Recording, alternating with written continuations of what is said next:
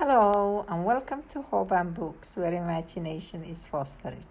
We're making today cheesy hamburger macaroni. So we're gonna prepare the sauce and set it aside.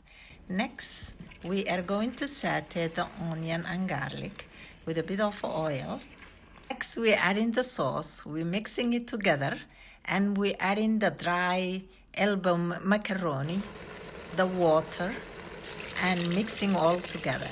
And then we are setting it for 6 minutes on the instant pot and let it pressure cook for 6 minutes. Then what we're doing next is when it's ready, we are going to release the pressure and let it sit for 5 minutes and add the cheese.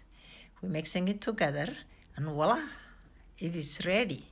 Delicious, quick and easy, and it is kids' favorite. Enjoy.